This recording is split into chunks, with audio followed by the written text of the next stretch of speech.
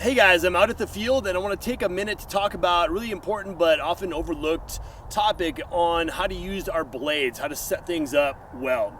So you see here my field, very dry here in Bend, Oregon. So I have a smaller blade on, and this actually works pretty decent for me, especially training wise and kind of deep off season. I don't really need to get really hard down into the ground and really anchor and feel overly kind of locked in. I would rather err on the side of kind of being light and loose underneath the ground. So show you a couple different variations and things here. So I want to be out, first of all, here's my toe board, right?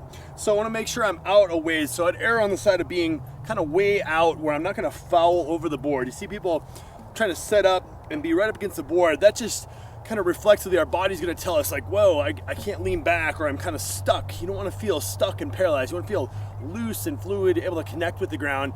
Use that blade obviously to your advantage. It's a big sign if you start losing distance right away, or you don't gain distance when you throw on the blades. When you're ready to throw with blades, you got things synced up, using them properly, you should instantly add 5 or 10 feet, that kind of thing. Okay, so we're just gonna dig in here, especially with our right. I want that right foot really dug in fairly deep at a nice angle where I can really get that blade down. I don't want my heel completely popping up, but I want to be down underneath that ground. See, I don't have much to dig into here in this ground.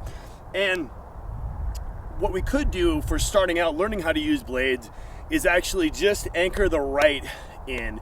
If I had to do over again, I'd probably spend more time just working that right foot in and not doing anything with that left. So I could take my throws, one blade on, and not even put a blade on this leg, and do my winds, that kind of thing, and progress into that. And there's even people who have thrown really well with just that right blade in. So that tells you how important anchoring on that right is. So left leg can be a little less dug in.